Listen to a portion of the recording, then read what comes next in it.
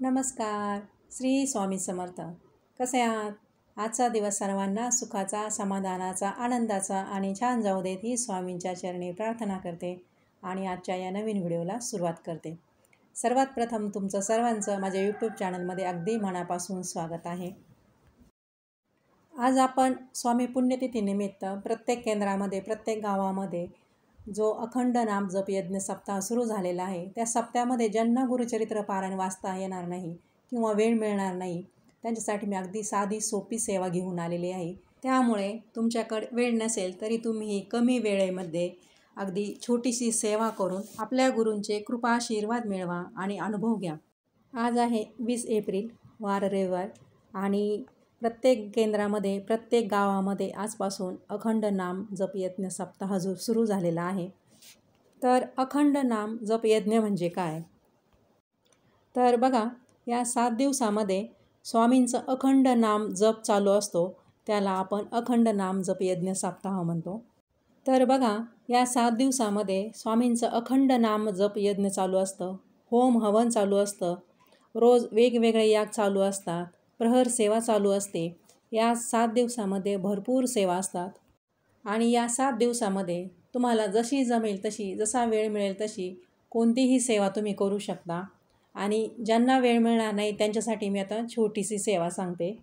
बघा, आपण या 7 दिवसामध्ये जेव्हा केंद्रामध्ये कोणत्याही सेवेला सहभाग घेतो, कोणत्याही सेवेमध्ये सहभाग घेतो, ती सेवा अतिशय उच्च कोटीची ही स्वामींची सेवा असते. त्यामुळे जो कोणी या सेवांमध्ये सहभाग घेतो किंवा गुरुचरित्र पारायण करतो, तो खूप भाग्यवान असतो. पण बऱ्याच वेळा काय होतं, इच्छा असूनही आपल्या जबाबदाऱ्यांमुळे, सांसारिक अडचणीमुळे आपण केंद्रात जाऊन पारायण करू शकत नाही. पण अशा वेळेला आपण घरीसुद्धा जरी पारायण केलं तरी चालणार आहे. पण जेव्हा तुम्ही घरी श्री गुरुचरित्र पारायण करणार आहे, पण या 7 दिवसामध्ये 1 दिवस तरी तुम्ही केंद्रामध्ये जाऊन तिथल्या ज्या काही सेवा आहेत त्या सेवामध्ये आपला सहभाग नोंदवायचा आहे. पण आपण घरी सेवा नक्कीच करू शकतो. बऱ्याच वेळेला स्त्रियांना मासिक धर्मामुळे किंवा अन्य काही कारणांमुळे या 7 दिवसामध्ये गुरुचरित्र पारायण करता येत नाही. अशा वेळेला आपल्या मनाला वाईट वाटतं. तर असं नाराज न होता आपल्याला काय सेवा करता येईल याचा विचार करावा. जर तुमची गुरुचरित्र पारायण करण्याची इच्छा असेल तर तुम्ही ते पारायण कधीही करू शकता. सदा मन असता पवित्र, कधीही वाचावे गुरुचरित्र असं म्हटलेलं आहे. त्यामुळे आपले मन शुद्ध असेल, आपले भाव शुद्ध असेल तर आपण कधीही गुरुचरित्र वाचू शकतो.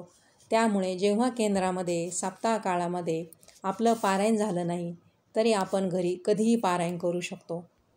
केंद्रामध्ये या 7 दिवसामध्ये अखंड नाम जप यज्ञ चालू असतो. इतरही भरपूर सेवा चालू असतात.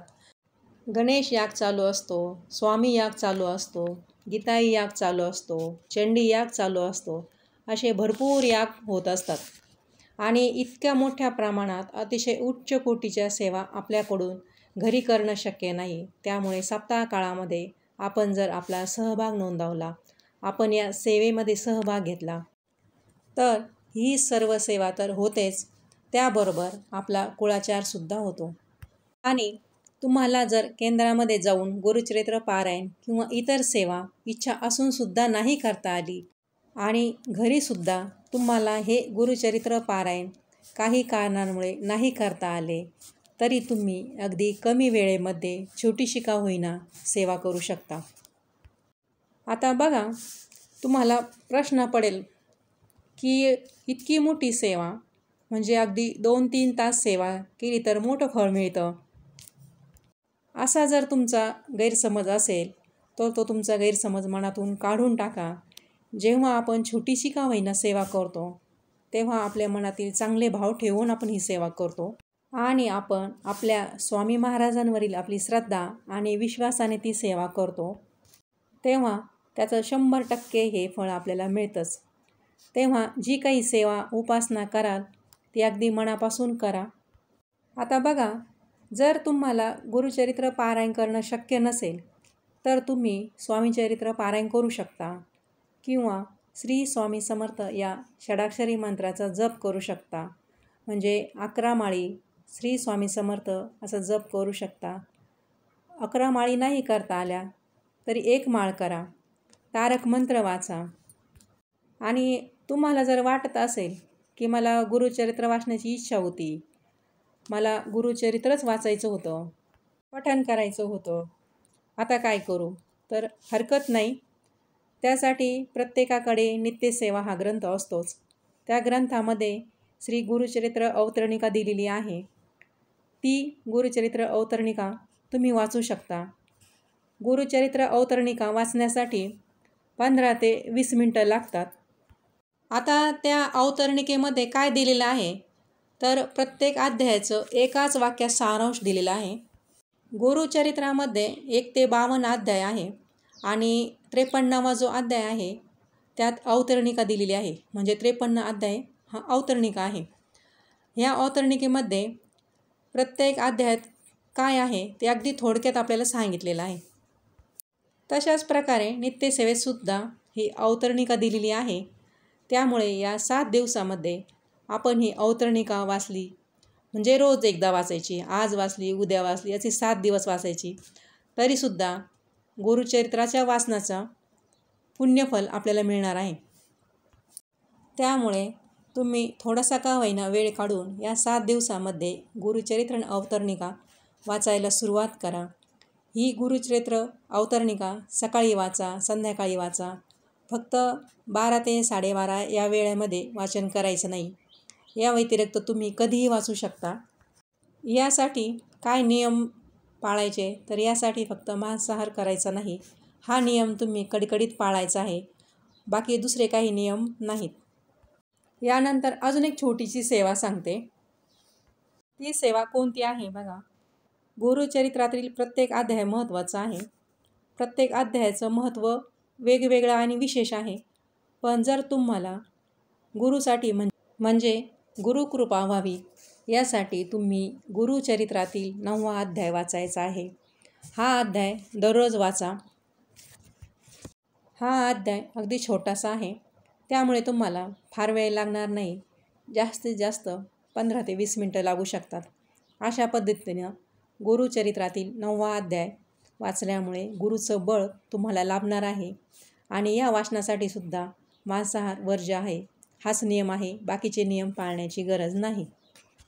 पण आपण जेव्हा संपूर्ण गुरुचरित्र पारायण करतो तेव्हा आपल्याला सर्व नियम पाळावे लागतात. परान्न वर्ज्य करावं लागतं, ब्रह्मचर्याचं पालन करावं लागतं, मांसाहार वर्ज्य हा नियम तर आहेच. बऱ्याचदा हे नियम पाळणं शक्य होत नाही, त्यामुळे आपल्याकडून ती सेवा राहून जाते. बऱ्याच वेळेला काय होतं, बरेच विद्यार्थी शिक्षणासाठी बाहेरगावी असतात आणि त्यांना हे गुरुचरित्र पारायण करायचं असतं. आता या पारायणाच्या नियमांमध्ये परान्न हे वर्ज्य आहे. त्यामुळे त्यांना असं वाटतं की आपण परान्न घेतो, पण ते जेव्हा बाहेर हॉस्टेलवर जेवण करत असतात, ते पैसे देऊन ते जेवण घेत असतात, त्याच्यामुळे ते परान्न होत नाही. त्यामुळे शिक्षणाच्या निमित्ताने बाहेर राहणारे विद्यार्थीसुद्धा हे गुरुचरित्र पारायण करू शकतात. आणि तुमची जर आर्थिक अडचण असेल तर तुम्ही गुरुचरित्रातील 18वा अध्याय वाचा. या वाचनामुळे तुमची आर्थिक अडचण हळूहळू दूर होईल. त्यामुळे तुमच्याकडे जर वेळ नसेल तर तुम्ही कमी वेळेमध्ये ही छोटीशी सेवा करून त्याचा लाभ मिळवू शकता. आणि याचबरोबर स्वामींची नित्यसेवासुद्धा तुम्हाला चालू ठेवायची आहे. असं नाही की आता तुम्ही गुरुचरित्र वाचणार आहात मग ही नित्यसेवा नाही केली तरी चालेल, असं अजिबात करायचं नाही आहे. ती आपली रोजची नित्यसेवा आहे.